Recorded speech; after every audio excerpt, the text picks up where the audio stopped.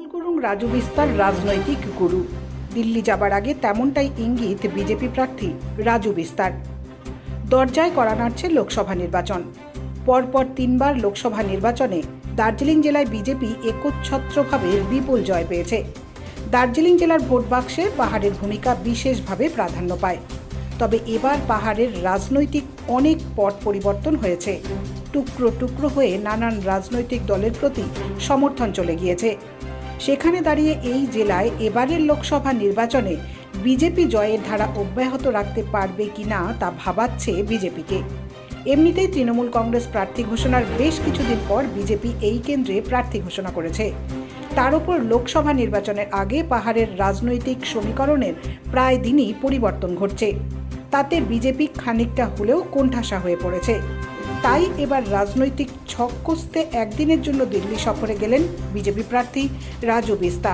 তবে যাবার আগে বিমল গুরুং সম্পর্কে সুর নরম করে তাকে তার রাজনৈতিক গুরু হিসেবে সর্বসমক্ষে মেলে ধরলেন।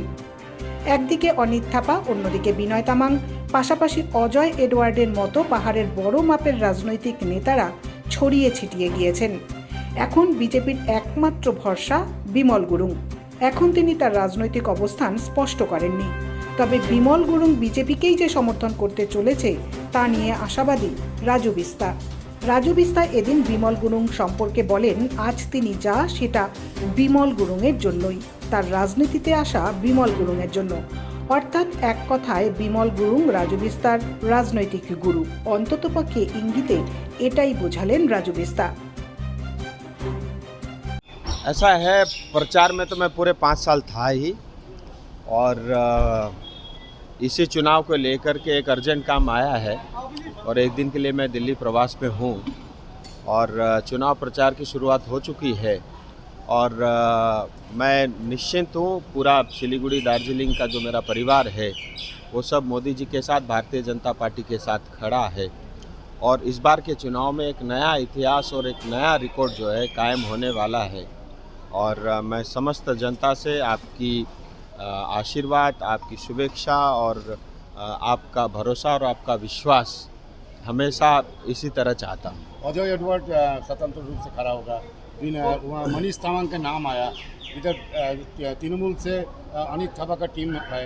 पहाड़ तो माने कट कर ये होते एक लास्ट हर चुनाव में ऐसी स्थिति आती है।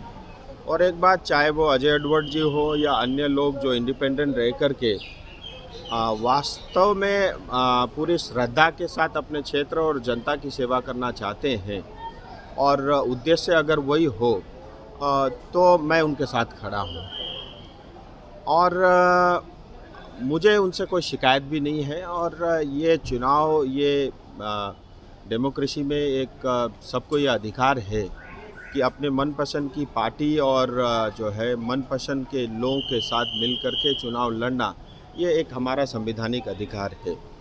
लेकिन मुझे कांग्रेस पे जो है बड़ा तरस आता है कि आज कांग्रेस की स्थिति क्या रह गई है। एक पॉलिटिकल पार्टी जो रजिस्टर्ड है ही नहीं, यानी एक इंडिविजुअल व्यक्ति के साथ जो है उनको आज अलायंस करना पड़ रहा है, तो मुझे कांग्रेस पे तरस आता है। लेकिन जो हमारे क्षेत्र के लोग समाज और जाति के हित में, क्षेत्र के हित में काम करना चाहते हैं ईमानदारी के साथ, मैं उन पर टिप्पणी नहीं करूंगा, बल्कि जब भी आवश्यकता पड़ेगी मैं उनके साथ खड़ा रहूँगा। अजय एडवर्ड ने कल बोला कि 15 साल पहाड़ में कुछ डेवलपमेंट नहीं हुआ, वो इसलिए विकल्प रूप ले रहे हैं और कांग्रेस का हाथ इंडिया जोड़ में जा रहे हैं और कांग्रेस का जो प्राप्ति होगा उसको वोट देने के लिए। मेरे साथ तथ्य के साथ, सबूतों के साथ तमाम चीज़ें हैं, लेकिन मैं अभी उस बारे में कोई टिप्पणी नहीं करूंगा। आप भी जानते हो कि पिछले 10 साल में मोदी जी के नेतृत्व में क्या काम हुआ है और स्वयं प्रधानमंत्री जी ने क्या बयान दिया है। मुझे जनता को ये बताने की आवश्यकता भी नहीं है, जनता भी इस चीज़ को जानती है। ये बात सही है कि हम जिसे पसंद करते हैं उनके साथ जाएं, लेकिन उसका अर्थ ये नहीं होना चाहिए कि दूसरे की हम बुराई करें, क्योंकि जब हम दूसरे की बुराई करते हैं फिर अपने ऊपर भी झांक करके देखना होता है। जीजेएम और बिमल गुरुंग का स्टैंड अभी तक खुलासा नहीं हुआ। बिमल जी, उनकी पार्टी, ये उनको तय करना है। और मैं इतना ज़रूर कहूँगा, आज मैं जो कुछ भी हूँ उसमें बिमल जी का बहुत बड़ा योगदान है। और मैं राजनीति में हूँ उसका कारण भी बिमल गुरुंग जी है। तो उनके और मेरे संबंध ऐसे, इससे ही आप अंदाज़ा लगा सकते इस हैं। बार की बिमल गुरुंग का समर्थन आपको मिलेगा? मैं जैसा बताया, ये राजू को तय करना है और आज उनकी बैठक है और वो स्वयं प्रेस के माध्यम से इस चीज़ की घोषणा करेंगे और ये उनका अधिकार है। और मुझे लगता है किसी के अधिकार में हमें हस्तक्षेप नहीं करना चाहिए। बिना को लेकर क्या कहेंगे? विनय तमन को ऐसा है, मुझे विनय जी के ऊपर में जो है तरस आता है और एक ओपोजिशन में रहते हुए बहुत जुझारू रूप से एक सभासद बने, लड़ करके, सिस्टम के विरुद्ध लड़ करके, और बहुत उम्मीद और अपेक्षा के साथ उन्होंने कांग्रेस को साथ दिया था। बहुत लोगों ने टिप्पणी की, उसके बावजूद भी कांग्रेस का हाथ उन्होंने थामा।